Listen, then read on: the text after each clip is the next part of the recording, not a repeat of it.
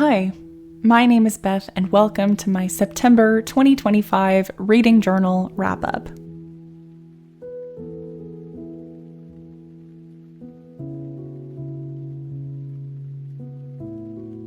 September was a pretty uneventful month for me. I feel like because I'm not in school anymore, I have nothing to say as an update. Right now, I'm still job hunting and it's not going great.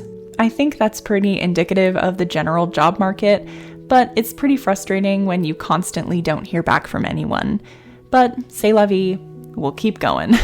In terms of my reading this month, I really wanted to make a dent in my TBR because I've really been ignoring it this year, and I'm happy to say that I was able to knock 2 books off of my TBR this month. I think my general plan for the rest of the year is to primarily focus on my TBR.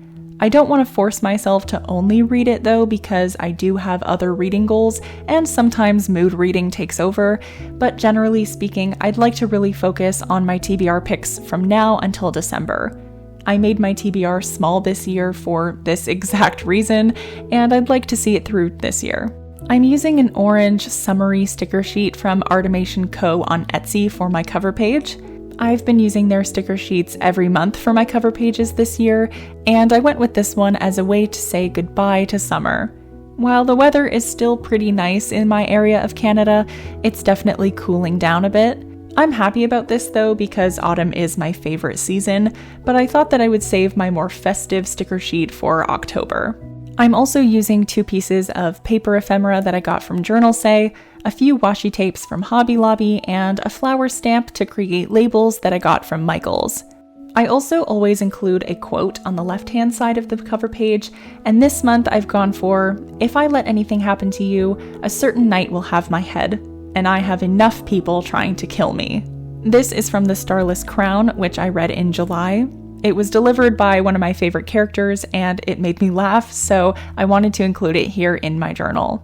But now that the cover page is complete, we can move on to the book spreads.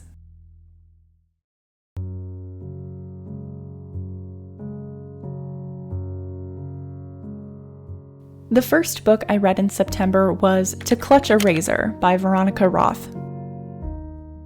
Earlier this year, I read When Among Crows, and I enjoyed it. It wasn't my favorite book ever, but I did like it. And before I started a few new series in August, I had looked through the series that I had started this year and wanted to give one of them another go because at that point, I hadn't started any series that I was super excited about. When Among Crows was the book I gave the highest rating to out of all of my options, so I decided to pick up the sequel when it came out in September. This book is an urban fantasy inspired by Polish mythology, and it picks up right where the first one left off, except now the magical witch Baba Yaga has stolen our main character Dimitr's sword.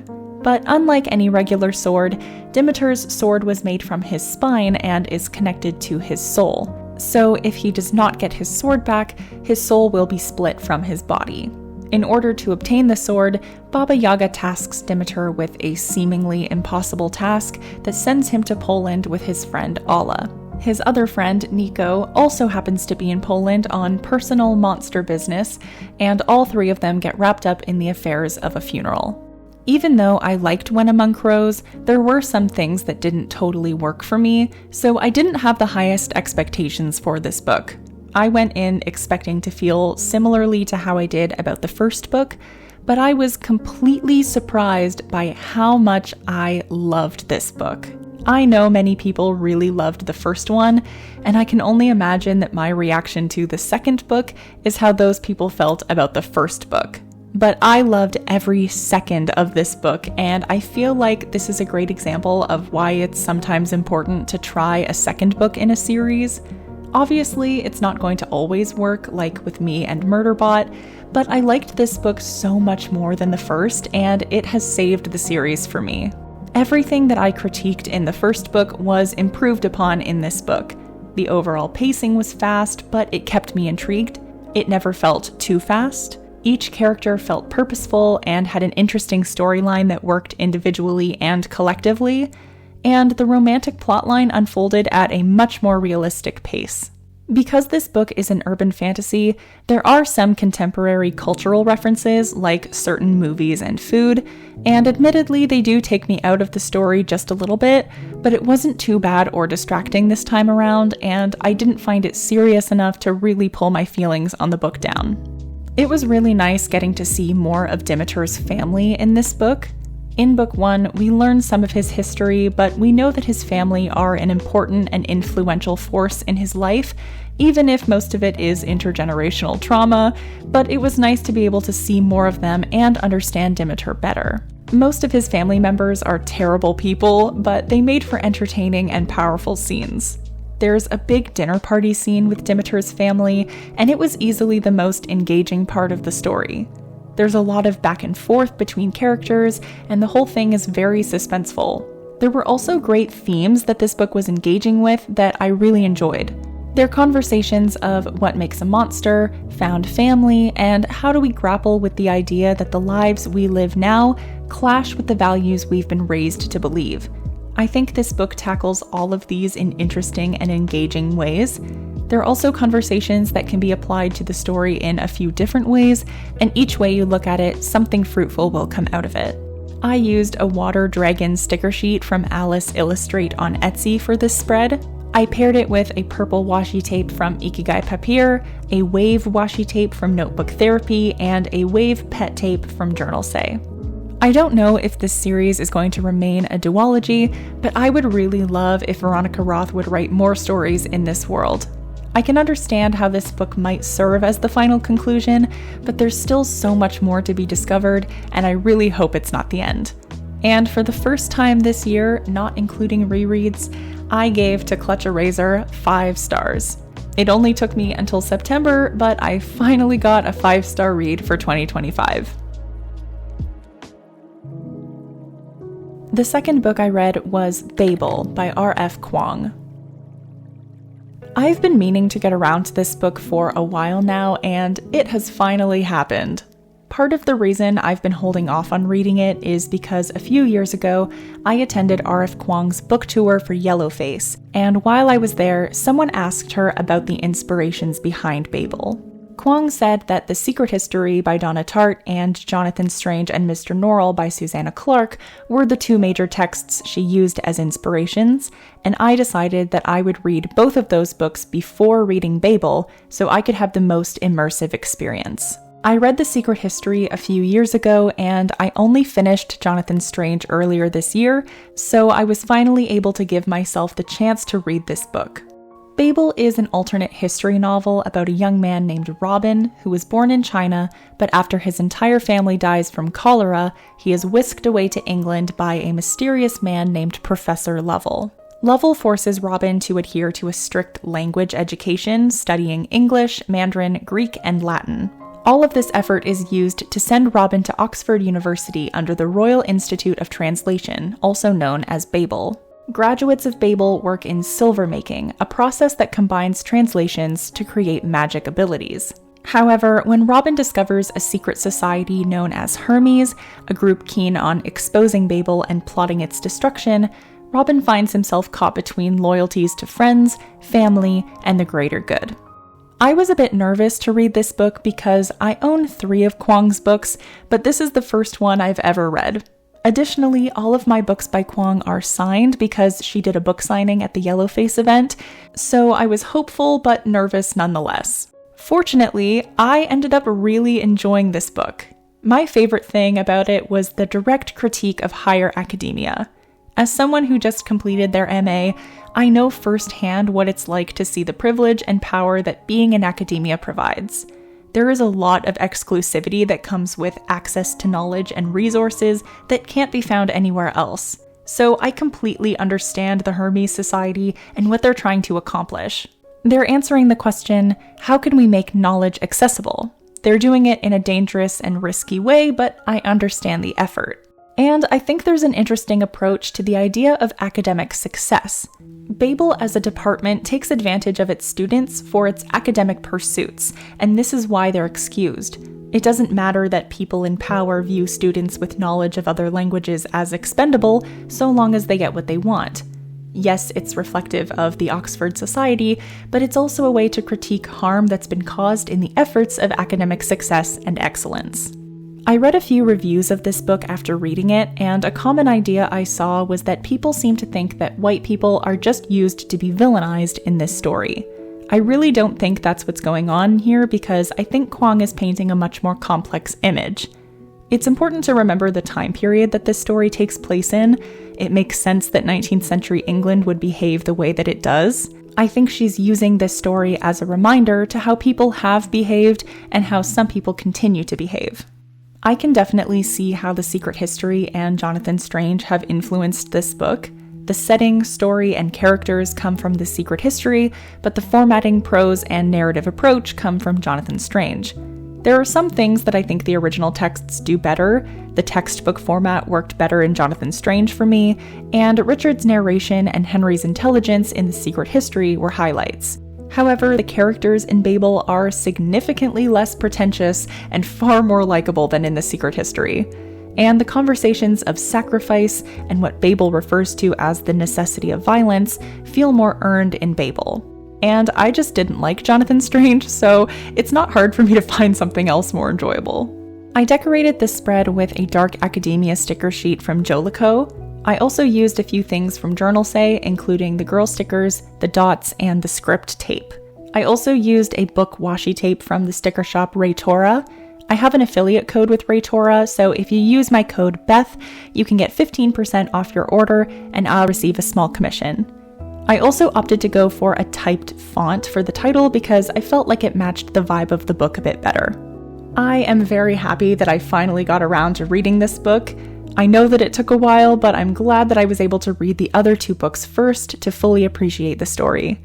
I gave Babel 5 stars. It's made me a lot more excited about checking out more of Kwong's work in the future. And the last book I read in September was The Listeners by Maggie Stiefvater. Maggie Stiefvater is the writer of my favorite series, The Raven Cycle. I've read everything that takes place in that universe, including the main series, the spin-off Dreamer trilogy, and every single piece of short fiction, but I've never read any of her work that wasn't directly associated with The Raven Cycle. It's primarily because I just haven't really been drawn to anything else, but when she announced that she was going to be releasing her adult debut, this piqued my interest. I don't read a lot of YA anymore, but I was more than willing to give an adult book from her a try. This book follows the goings-on at a prestigious West Virginia hotel called the Avalon during the early 1940s. The general manager, June Hudson, is trying to keep everything running smoothly, but when the FBI arrives one day demanding that every resident be kicked out to make room for German, Japanese, and Italian diplomats, June's world gets shaken up. There has also been a special agent, Tucker Minnick, placed at the Avalon to seek out a potential spy, but his past with the area and the magical sweet water that flows beneath the hotel make his job more challenging every day. I really wanted to like this book because of my love of Maggie Stiefvater's other books, but this was not an enjoyable read for me. I actually started this book the week it came out in June, and it took me until September to finish it. I genuinely contemplated DNFing this book multiple times, but because this book was on my TBR for the year, I decided to see it through. There were a number of things that didn't work for me, and I'll start with the plot. I feel like this book's premise is interesting, but there is barely a story going on. I feel like this book doesn't have an overarching conflict or goal, and neither do the characters, which makes the book feel like it isn't accomplishing much. And I do think that sometimes good characters can help save a book that doesn't have a plot, but I didn't find the characters in this book to be very strong or likable. The biggest character that I had issues with was the main character, June. There is not a single moment in this entire book where she makes any kind of mistake. Even in flashbacks to when she was younger and still learning the ropes of the hotel, she always knows exactly what to say and what to do to solve a problem without leading to escalation. Every single character in this book likes her, including all of the staff and all of the residents.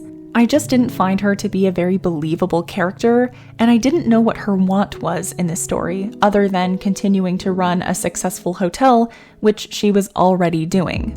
She comes across as perfect and all-knowing, which really doesn't work. And this was a bit problematic for me during one section as it relates to the child character in this book, Hannelore. Hannelore is the daughter of one of the German diplomats, and she doesn't speak, she only observes. Hannelore's mother doesn't like the fact that her daughter doesn't speak, but June reassures her that everything will be fine because she herself behaved similarly to Hannelore in her childhood, and she grew up to be perfectly fine. This really rubbed me the wrong way because June doesn't actually know what this other child has gone through or what her life will look like in the future. And I didn't find June to have any real chemistry with either man fighting for her affections. One relationship is built on history that we as readers barely see, and the other is built on only a few base-level interactions. There were also a few story elements that I thought were very underused. There's a mysterious resident in the hotel who gets to stay because of her connections with the hotel's owners. I thought she would end up being a pivotal character in the events of the story, but I felt like she was really underutilized. And there's the magic Sweetwater in this book that I thought would come into play in some capacity, but its whole existence remains mysterious throughout the entire book, and nothing comes out of it. I feel like if you're going to include magic sentient water in your book, it should contribute to something concrete. I was inspired by this French courtyard washi tape from the washi tape shop for this spread. It has this pink mansion sticker on it, and I figured that it could also double as a hotel. So I used various stickers from this roll on the spread, along with various pieces of scrapbook paper. I also have a discount with the washi tape shop, so if you're interested in making a purchase from their store, you can use my code I'mBeth10 for 10% off your purchase. I also used these 3 corgi stickers. My brother gave these to me, and I have no idea where they came from. But since the main character of this book has 3 dachshunds, I figured I should use these for this spread. Yes, these are corgis, but I think it's fine. And one of the dogs had a coffee cup, so I just used a plant sticker from the washi tape to cover it up. So overall, I was not a fan of this. I didn't like the story, the characters, or the prose. I gave the listeners 1.5 stars. I think I'm just going to stick to the Maggie Stiefvater that I already know. And that is it for my September reading journal wrap-up. I'm actually pretty happy with how my reading went this month.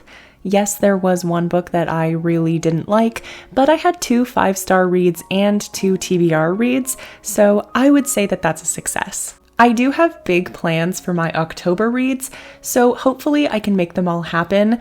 But until then, thank you very much for watching. Have a great rest of your day.